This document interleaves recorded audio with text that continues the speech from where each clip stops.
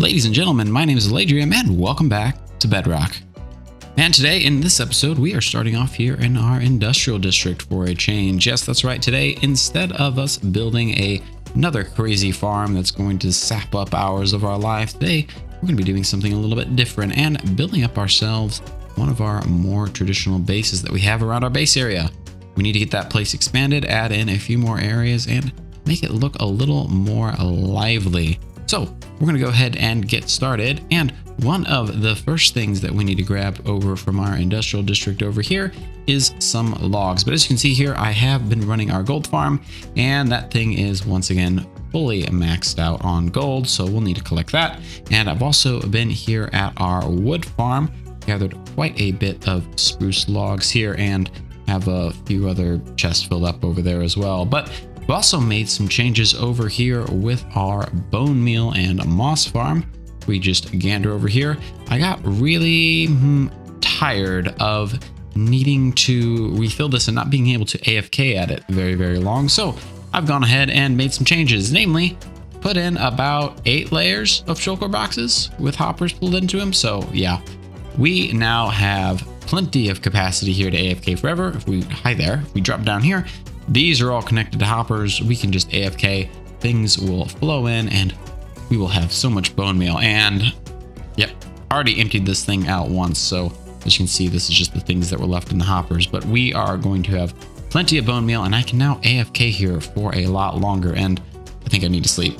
Hold on. All right, break's over. Yeah, but as you can see here, I have added in bubble elevators on both sides, plenty of storage to collect bone meal, and also just made this place a little bit bigger. It was really cramped before to AFK, and yeah, now it actually feels like, you know, you could actually AFK in here pretty comfortably. But before we go through that nether portal, we need to gather something from this farm that we have never collected before, and that is all of this rotten flesh. Yes, that's right. We are finally going to be doing something with this. Today, we're going to be building up ourselves a smaller little villager trading area in our path area. 3 things that I am really looking to get. First is redstone, which I believe we can trade with clerics using all of this rotten flesh. Also, we're going to set up a few more farmer traders so that we can get some golden carrots. Not because our existing farm is super inefficient, but because I just want something a little more compact. And also, we're going to, I think, maybe get some masons set up. I haven't decided on the 3rd villager yet, but there is a lot of things that masons have for us. Terracotta and bricks that I haven't been able to collect yet. So we have, looks like one of these chests completely emptied out. Go ahead and pick these up and head back home and get that started. Hello there, skeleton horse. What are you doing in here? I'll just lead you right back up. You must have wandered through the portal, didn't you? We'll stay right there. Don't despawn. I'll have a plan for you later. I just have to get you home first.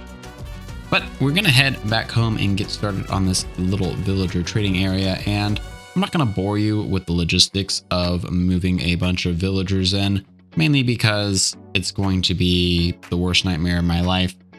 But I'm going to go ahead and get that started and just enjoy the rockets that I have here. Ow. Ow. Unless I run into this and die. Maybe I shouldn't be flying in here like that. And after many, many hours of transporting, I think, every single one of my villagers out of here, there were some sacrifices that were made, some nimwits and some other things. I've cleaned up this area a little bit, but we're going to head through this portal here, and I will show you what our new villager trading area looks like here in our path. This was a lot of off-camera work, and where's the door?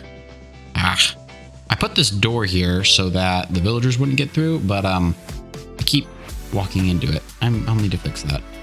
And after what feels like an eternity, I finally have a bunch of villagers in here. You can't see them because things have gone over, but we have 3 levels of villagers, and this took a very long time to move all these guys in. A very, very long time, using bubble elevators and mine carts and everything in between. Ugh, it was a nightmare. But have our rotten flesh that we brought over forever ago, and we are finally able to finish up trading with several of these guys here. Clerics will trade us with these emeralds for rotten flesh, and to be honest with you, I really don't care about the price with these because I have rotten flesh for days. I just have shulker boxes of it, and really the only thing I really care about is the 1-to-1 trades on the redstone. I am going to be so excited to never, ever, ever need to go mining for redstone again, because I can just trade with these guys. And honestly, it's not going to be worth it to get these guys infected with zombieism and cured, because the trade for redstone is already 1 emerald. I don't think I can get much better than that. I would really like it if there wasn't a cap on trades, so that these guys had to wait and sleep, because that just kind of is a delay tactic, and it kind of really just annoys me, especially since we have the resources. But for now, I think it'll be okay. I'm not really hurting for emeralds. Redstone's really all I need for these guys. But clerics aren't the only thing that I decided to put in here in my quest to lose my sanity. No, I also put in a layer of masons up here. Name tagged them all masons so I didn't forget, in case it wasn't obvious. Mainly because I didn't want them to despawn, but they will sell bricks, which I can convert into brick blocks and a couple other things. And down here, we also have some farmers, which we are going to massively exploit for the thousands of pumpkins and melons that we have. Yep. We're going to take advantage of this melon and pumpkin farm and just trade for them today's. Really, the only thing I want from them is golden carrots, and not because I'm really hurting for golden carrots, like I said. I really just want some more golden carrots that are in a stockpile, so that I don't have to keep walking back to the one villager that we have in our breeding area. Yep, that's basically it. And after trading away what is not even a fraction of what I have in that bulk storage system, I've come to the realization I think I need some more shulker shells. These are the last 2 shulker boxes that I have, so we're going to need to go end raiding here in the next couple of episodes and hopefully get some more, because carrying stuff is starting to get really complicated. But with all of our items now sorted, it's time to get started on what our main build for today is. And I don't know whether I've mentioned this, I think I mentioned this before, but I really wanted to build something that's going to span this gap here between where our current base is and this other side. Just really feel like we can finally connect this area instead of it just being I don't know, just an open area. Really want to build something maybe with an archway, maybe with a couple of towers. I have a lot of ideas about what I want to do, but really I just want to get this place connected so we can start expanding into this other area. So with that said, why don't you sit back, relax, enjoy the music, and let's start ourselves a time lapse.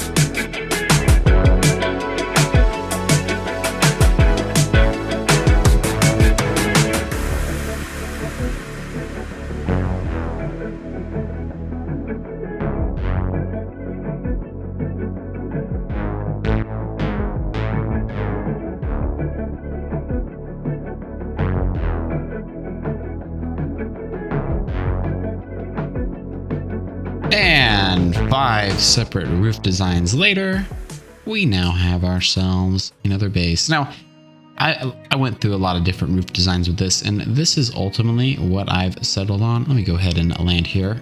Ow, without hurting myself.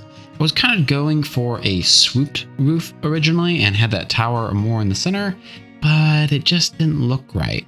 Trying to do curves in Minecraft in a voxel blocky game, I think the scale needs to be bigger. So I ended up settling on this new design better with this tower offset and this other kind of swooping roof right here. Struggling what to do with this a little bit, but have ourselves a new custom tree, mind the berry bushes. Very, very nice. I was really kind of struggling with this, and then the custom tree just kind of came out. And I know it's hard to see kind of the whole of it, but it's really quite nice. Have lots of detail in this build over here. And look at this gatehouse. This gate right here actually looks like that's going to come down with, you know, iron and snap you in half if you walk underneath it. That's just my favorite part of this build. Plenty of interior space that we can work on. Haven't quite figured that out yet, but you know me, we will complete the interior. And moving up here to the back, we have a path area, and this is what I was struggling with on the other side. And what I kind of settled on was these two chimneys. We'll have to work on what the interior looks like, but these two chimneys kind of on the other side really, I feel, put this build together. We also have a path that loops up here to the back, where we also have a bunch of detail over on this side here, if this tree will get out of the way. Speaking of trees, we have two custom trees in this episode. Look at this. Another custom tree right up there. And then this area just kind of loops around right here. So let me know what you think about this build.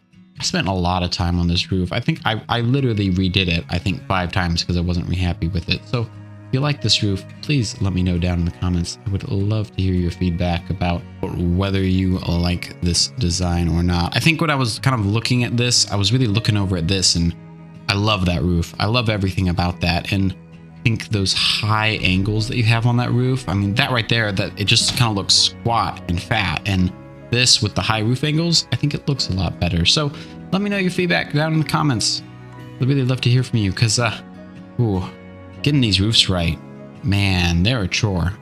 But coming over here to this side, we've also made a few minor changes over here, chiefly that, yeah, we've reorganized this path just a little bit. We used to have our path kind of loop up and zigzag switch back there. I got rid of that. It didn't feel right. It felt really kind of cramped, and it felt like you could jump on the roof of the build if you were coming from like right over here. And I didn't like that. I didn't like the way that it looked. I didn't like the way that it felt. So took that out, and now we just have a path that kind of shoots you right down into here. Man, this crosswalk right over here too, over this bridge. Good view. I feel like you could snipe some mobs down here. On the inside though, plenty of space for us to work with. I think we'd have maybe 3, maybe 4 stories if we dug down in the dirt just a little bit. Haven't decided quite yet what we're going to put in here. We'll get this decorated on the inside and it'll look great, but I think that is going to be all that we're going to do on this build today. But ladies and gentlemen, thank you so much for watching. I hope you enjoyed this episode. If you like this build, please leave a comment, leave a like, and if you want to see more, please consider subscribing. And as always, remember, you are always welcome on Bedrock. I'll see you in the next episode. Goodbye.